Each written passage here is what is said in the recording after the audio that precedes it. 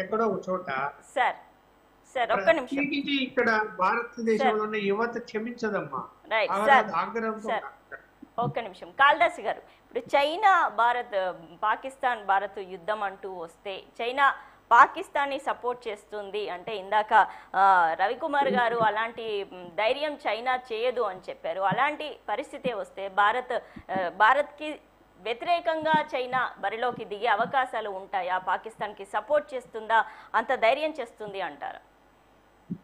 బాహాటంగా ప్రత్యక్షంగా చేయదమ్మా, పరోక్షంగా చేస్తుంది.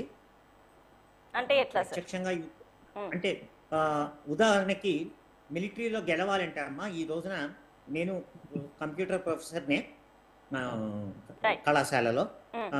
C⁴I టెక్నాలజీ అని ఉందమ్మా. Computers, communication, control, command and intelligence integration అంటారు. C⁴I టెక్నాలజీ ఇది మోడర్న్ వార్ఫేర్లో చాలా ముఖ్యం. ఇది పాకిస్తాన్ దగ్గర అంత లేదు. ఇది చైనా మీద ఆధారపడాల్సి వస్తుంది. అంటే ఇది చైనా యొక్క శాటిలైట్ టెక్నాలజీ. మన దగ్గర మన సొంత శాటిలైట్స్ ఉన్నాయి మనకి ఈ టెక్నాలజీ ఇవ్వటానికి. సో ఇటువంటి శాటిలైట్ టెక్నాలజీ ఇచ్చి మన మూమెంట్స్ ఎట్లా ఉన్నాయి, ఎట్లా ఉండొచ్చు, ఇట్లాంటివి చైనా పరోక్షంగా పాకిస్తాన్కి సహాయం చేయొచ్చు.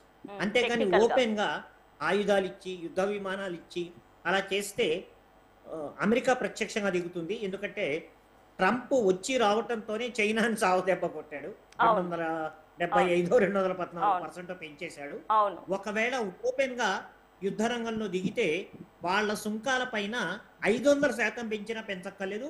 పాకిస్తాన్ పక్కన పెట్టాడు, మొత్తం చైనా కొలాప్స్ అయిపోతుంది. సో చైనా ద్వారా ఈ సుంకాల దెబ్బ నుంచే బయటపడటానికి మల్లగుల్లాలు పడుతుంది. అటువంటి పరిస్థితుల్లో పరోక్షంగా ఇస్తుంది. ఇందాక నేను చెప్పినట్లు శాటిలైట్ టెక్నాలజీ కానివ్వండి, సైబర్ నెట్వర్క్స్ అట్లాంటివి. అంటే వాళ్ళకి మద్దతుగా వర్స్ట్ కేసులో మన మీద సైబర్ అటాక్స్ చేసి అట్లాంటి దొంగ పనులు వెనకాల నుంచి చైనా ఎప్పుడూ చేస్తుంది. అంతవరకే తప్ప ప్రత్యక్షంగా మీకు ఆయుధాలు ఇస్తాము, యుద్ధ విమానాలు ఇస్తాము. చైనా ఒకవేళ అలా సపోర్ట్ చేస్తే ఇండియాకి ఇజ్రాయెల్ కూడా అలాంటి సపోర్టే చేసే అవకాశాలు ఉన్నాయి అంటారా? అమ్మా, ఇజ్రాయెల్ ఆల్రెడీ అనౌన్స్డ్ అమ్మా ఓపెన్ గానే. ఇంకా చైనా వస్తున్న తర్వాత పక్కన పెడదాం. ఇజ్రాయెల్ సైడ్ ఫస్ట్ నుంచి ఇజ్రాయెల్ గొప్పతనం ఏంటంటే అమ్మా, భారతదేశం మీద ప్రత్యేకమైన గౌరవం ఉంది. మన సనాతన ధర్మం మీద గౌరవం ఉంది ఇజ్రాయెల్కి. ఎందుకంటే కొన్ని వేల మంది ఒట్టమాన్ దాడిలో వాళ్ళు పారిపోయి వచ్చినప్పుడు ప్రపంచవ్యాప్తంగా మనం వాళ్ళకి ఆశ్రయం ఇచ్చాం. మన పూర్వ రాజులు, సనాతన ధర్మం యొక్క రాజులు ఆశ్రయాలు ఇచ్చారు వాళ్ళకి. ఇజ్రాయెల్కి తెలుసు భారతదేశం అంటే ఈవెన్. అందుకని కొన్ని ఆయుధాలు ఆల్రెడీ మనకి ఇచ్చారు. ఇజ్రాయెల్ ఓపెన్ గా చెప్పింది, మీకు మేము మెంటల్ గా కానివ్వండి, ఫిజికల్ గా కానివ్వండి, మిలిటరీ పరంగా కానివ్వండి, మా తరఫు సహాయం ఏది ఉంటే అది మేము ఇస్తామని చెప్పారు. చైనా గనక రంగంలోకి దిగితే పరిస్థితి ఇంకా చండాలంగా తయారవుతుందమ్మా.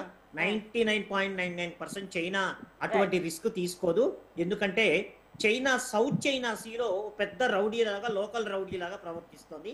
అక్కడున్న వియత్నాం కానీ, ఫిలిప్పైన్స్ కానీ అమ్మా, దెన్ ఇండోనేషియా, మలేషియా